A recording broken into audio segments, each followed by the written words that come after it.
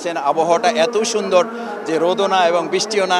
আমরা আল্লাহর প্রতি শুকরিয়া আদায় করি আলহামদুলিল্লাহ। এবং আপনাদের অসম্ভব প্রচারণার মাধ্যমে আপনারা লক্ষ্য করেছেন যে গতকাল রাতেই আমাদের ঐতিহাসিক সোহরাওয়ার্দী উদ্যান কানায় কানায় পরিপূর্ণ হয়ে গেছে।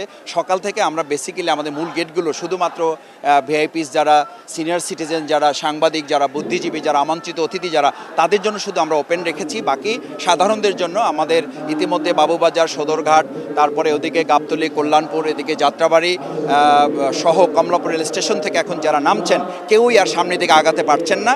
এটা আপনারাই আপনাদের ক্যামেরার মাধ্যমে দেখিয়েছেন এবং আপনাদের মাধ্যমে আমরা জানতে পেরেছি, আমাদের তথ্য বিভাগ আমাদেরকে এটা জানিয়েছে। দ্বিতীয় হচ্ছে আজকের মূলত প্রোগ্রাম হচ্ছে 7 দফা দাবি বাস্তবায়নের লক্ষ্যে জামাত ইসলামী আমিরে জামাত জাতীয় নেতৃবৃন্দ কথা বলবেন। সেখানে আমরা জোট তো এখানে স্টেজেই একটা জোট হবে।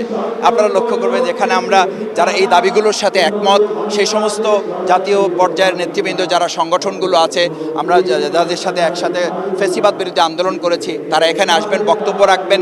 তো আর মানে এই জোটের ব্যাপারটা মূলত যখন আরও সামনের দিকে নির্বাচনের রোডম্যাপ প্রকাশিত হবে বা রোডম্যাপের দিকে আস্তে আস্তে আগাবে, তখন জোটের ব্যাপারটা আরও পরিষ্কার হবে এবং জোট তখন আরও ম্যাচিউরড হবে। সুতরাং সেই জায়গাটা আজকে আমিরে জামাত বা নেতৃবৃন্দের পক্ষ থেকে ডিক্লারেশনের জন্য আজকের প্রোগ্রাম ব্যাপারটা এরকম নয়। তবে আজকের এটার মধ্য দিয়ে আগামী দিনে কী ধরনের জোট হতে যাচ্ছে তার একটা চিত্র এখান থেকে জাতির কাছে মেসেজ যাবে বলে মনে করি এবং জাতীয় একটা মেসেজ এখান থেকে তারা ধারণ করতে পারবে। পল্টন ময়দানে হয়েছে, অন্যান্য মাঠে হয়েছে। তো ঐতিহাসিক সোহরাওয়ার্দী উদ্যানে বিভিন্ন কারণে বিভিন্ন সময় জামাতের উপরে অন্যায়ভাবে আমাদেরকে প্রোগ্রাম করতে দেওয়া হয় নাই। আপনারা জানেন যে আমরা যে প্রোগ্রাম ডিপ্লোমা ইঞ্জিনিয়ার্স ইনস্টিটিউশনে করেছি এখানে রমনা ইনস্টিটিউশনে, সেই প্রোগ্রামটির জন্য কিন্তু আমরা ঐতিহাসিক সোহরাওয়ার্দী উদ্যানে করার জন্য তৎকালীন যে অবৈধ আওয়ামী লীগ সরকার ক্ষমতায় ছিল তাদের কাছে চেয়েছিলাম। তারা অত্যন্ত অন্যায়ভাবে তারা নিজেরা প্রোগ্রাম করেছে, অন্যান্য অনেক ছোট দলকে করতে দিয়েছে, আমাদেরকে করতে দেয় নাই।